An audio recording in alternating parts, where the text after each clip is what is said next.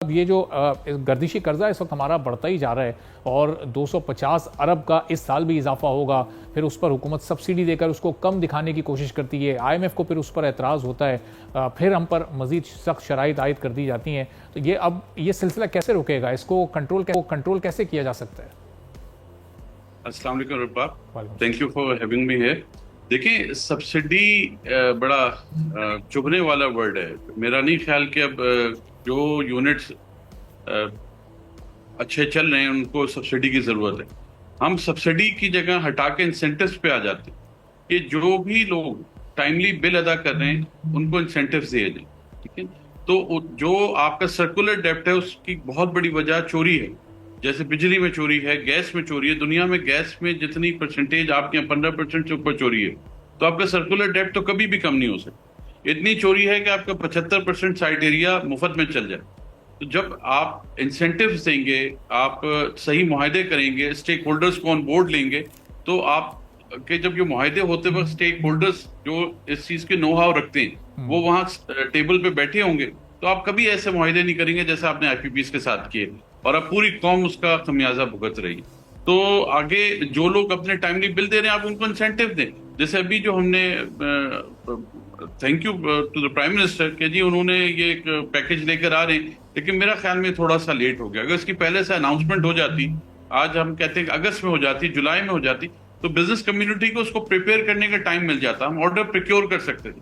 क्योंकि इन high rates of electricity, in high rates of gas पे तो दुनिया में ऑर्डर नहीं दे रही, हम आउट ऑफ कंपटीशन हो गए, हम रीजनल कंपटीशन से भी आउट हो गए।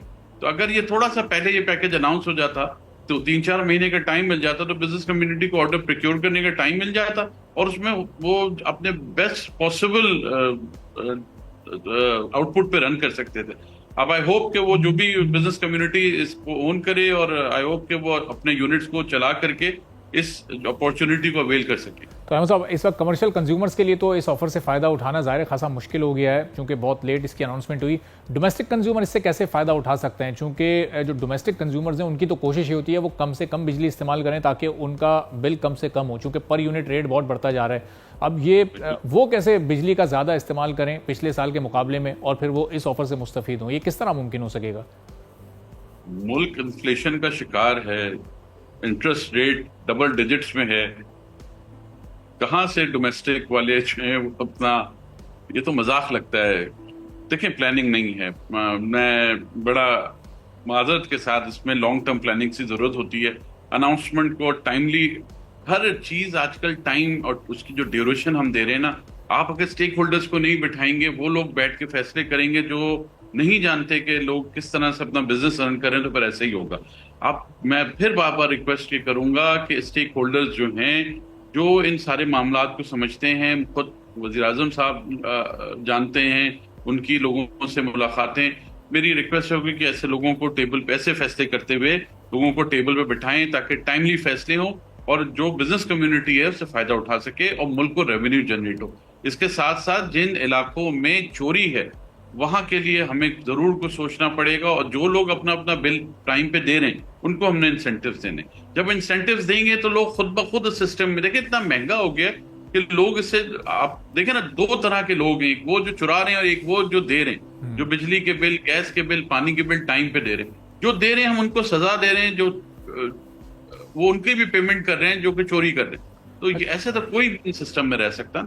जहां पे भी हमारे लीकेजेस हैं वहां पे हमें काम करना होगा, चाहे फलाही तौर पे काम किए जाएं, चाहे उन लोगों को किसी और तरह से इंसेंटिव दिए जाएं, लेकिन हमें रिकवरीज पे जोर देना होगा, इस वरना हमारा सर्कुलर डेब्ट कम नहीं होगा। तो अब अहमद साहब, अभी 2-3 रोज़ पहले जब ये ऐलान हुआ इस ऑफ़र का कि इजाफी बिजली पर आपको 26 रुपये और 11 रुपये और कितने रुपए ये फ़ी यूनिट आपको ये इजाफी बचत होगी, और उसी दिन हमने देखा कि हुकूमत ने जो फ़ैन मैन्युफैक्चरर्स हैं उनको भी पाबंद किया कि अब आगे आप एफिशिएंट फ़ैन्स बनाएं, ऐसे पंखे बनाए जाएं कि जो बिजली की कंजम्पशन को कम कंज्यूम करते हों ताकि लोग उससे भी फ़ायदा उठा सकें।